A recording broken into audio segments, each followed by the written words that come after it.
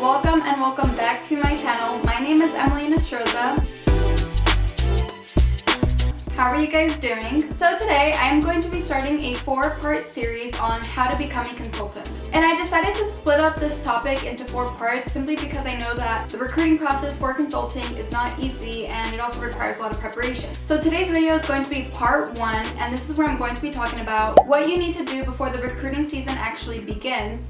And this is something that you can start doing right now during the summertime, or you can begin doing this as soon as the recruiting season starts. But ideally, you want to get started in this process as soon as you know that consulting is the career that you want to pursue. Alright, so let's dive right into the topic. I'm going to be sharing 5 steps of things that you need to start doing. So step number 1 is to do research on the career and company. And so the reason why I think that this is the first step you need to take is because consulting is a very competitive job, and I feel that if you really want to pursue this career, you need to first commit yourself, know why you're going to do it, and stay disciplined and dedicated to getting this job. And so during your recruiting process, you're going to be asked 2 very important questions. The first is, why do you want to do consulting? And the second is, why this company? So why do you want to pursue consulting? Recruiters, professionals, and interviewers will constantly ask you this question because they want to know that you are 100% committed to pursuing consulting and that you would be a good fit for the job. If you want to pursue consulting, you have to make sure that you are all in.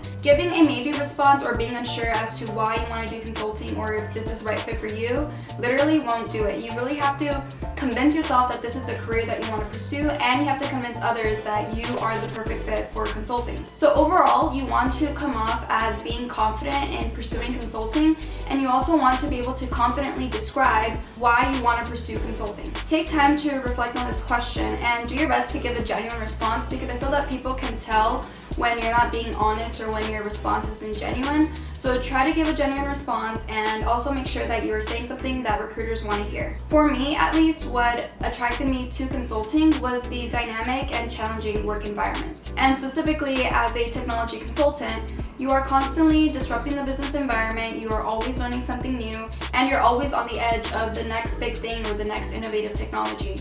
And me being a business administration major, I think I get to be in a really cool place at the intersection of business and technology, and I find that area just really interesting. Alright, so the next question that you're going to have to answer is, why this company? So in developing your response to this question, you really have to do your research and learn the ins and outs of that company. So take the time to search thoroughly through the company's website, reach out to friends who interned or who are working at that company, research maybe some of the firm's competitors and try to see how that firm differentiates itself from the others. You also want to familiarize yourself with the office locations, the practices and service groups that that firm offers, what industries do they specialize in, what their reputation is, what they're known for, what the career progression would be, and of course, what the company culture would be like. At the end of the day, you kind of just want to have specific and good reasons as to why you would be a good fit at the firm and why the firm would be a good fit for you. Alright, so step number 2 is to prepare your resume. So make sure that your resume has good formatting and content, but most importantly, make sure to tailor your resume to make yourself more attractive to consulting firms. I recommend looking at the job description of that role that you are interested in applying to and grabbing those buzzwords or those keywords and adding them into your resume. Some of the skills you want to highlight on your resume include analytical abilities, experience working in teams, communication skills, leadership abilities, as well as highlighting your achievements and the value that you added to a company or organization. So when recruiting and consulting, I come across a lot of students who sometimes get discouraged because they feel that their previous work experience doesn't directly relate to a role in consulting. But I'm here to tell you that that is okay. It doesn't matter what your title or what your role was in that previous position. What matters is how you take that experience and relate it to being a consultant.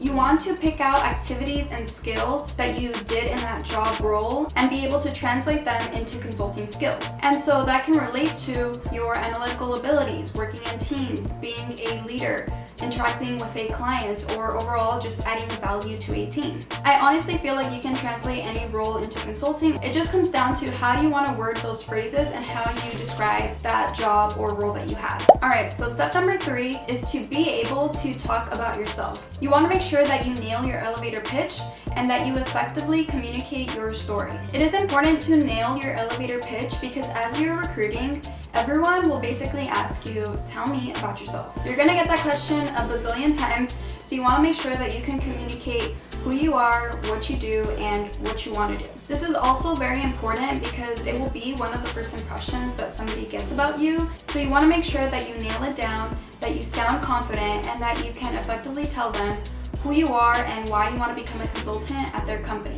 Overall, just having it down and having it ready will just make it really easy for you when you're recruiting and to be able to start a conversation with anyone that you meet and develop that relationship. The next thing that you want to be able to do is to share your story. So you want to be able to easily walk through your resume and develop a clear story for your education and career path that got you to where you are today, wanting to pursue consulting. Keep in mind that as a consultant, communication skills and thinking logically are very important. So as you tell your story, you want to make sure that you can highlight that you have those skills. You also want to be able to share different experiences from a variety of situations, so make sure to have different unique stories to tell. So these stories can be about a time where you led an initiative that turned out to be successful or maybe unsuccessful, or a time where you had an impact on a team but you weren't necessarily the leader, or maybe a time when you worked in a team and had some internal conflict. So just make sure to think of stories that kind of present some unique situations and that also highlight those skills that recruiters are looking for in consultants. So step number 4 is to prepare some questions. You want to make sure that you create a list of questions that are both good and specific. Try to not ask any generic questions such as traveling or work-life balance or anything that could be basically found online. My best advice is to ask questions that are specific, questions that you are genuinely interested in knowing, questions that relate to your background,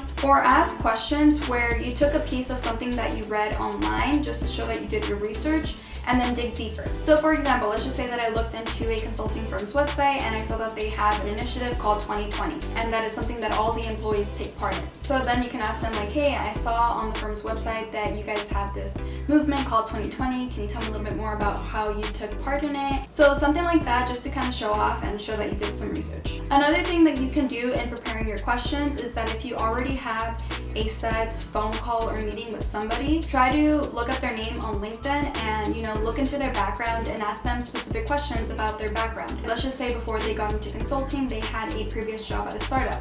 Ask them questions about their transition into consulting or what skills were able to translate from startup to consulting. Some more sample questions that you can ask are, can you tell me more about the culture in the Los Angeles office? How does it compare to the company culture as a whole? As a minority or female consultant, have you ever experienced any negative interactions with the client?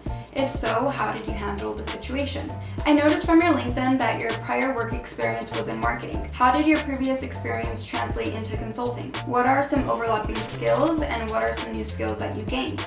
I really like how analysts start in the generalist model where they try different types of industries early in their career. What was your experience like during your first 2 years? How was it jumping onto a new client engagement where you had no prior background? How did your team support you in transitioning into the project and hitting the ground running? So those are just some of the questions that you can ask, and those were some of the questions that I actually asked during my recruiting process. So step number 5 is to build relationships. You want to make sure that you attend any networking events or any online webinars hosted by the firm, any school-wide events, any events hosted by a student organization, or maybe any office-specific events. At these events, you want to make sure that you talk to as many people as you can, but you also want to make sure that you actually take the time to develop a genuine relationship. You want to be a memorable candidate, so don't feel rushed to have to meet everyone. Focus on fostering a relationship and connection with that person. Make sure to also leverage LinkedIn and reach out to professionals. Search for people who work at a particular company and at a specific office location. Take the initiative to send a cold email or just send them a DM on LinkedIn and ask them if you can have a phone or video call to learn more about their experience at the company. As I always say, the worst thing that can happen is that they say no, so don't be scared, just shoot your shot. And when you do have a meeting with a person,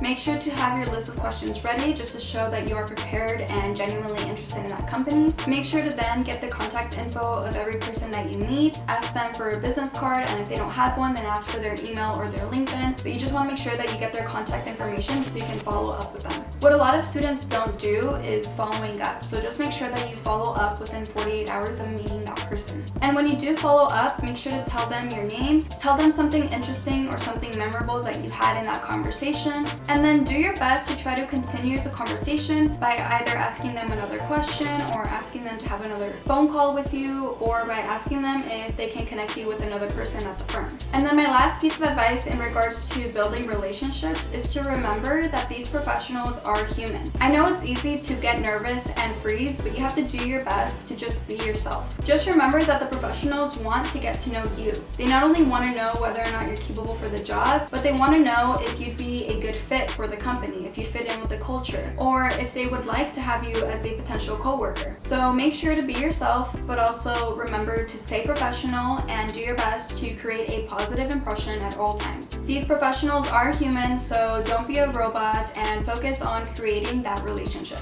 Alright, so that is all that I have in how to prepare for the recruiting season and in this how to become a consultant series. So this is a 4-part series, so just make sure to stay tuned because there will be 3 more videos. I hope that you guys enjoyed this video. If you guys have any comments or questions, make sure to drop them in the comment section below. If you guys enjoyed this video or if you're excited for the next video, make sure to give this video a thumbs up. And if you guys want to watch more videos revolving around my post-grad life and any college advice, then make sure to click that subscribe button and also hit that bell button so you can receive notifications next time I post a new video. I'll see you guys in my next video. Thank you guys for watching.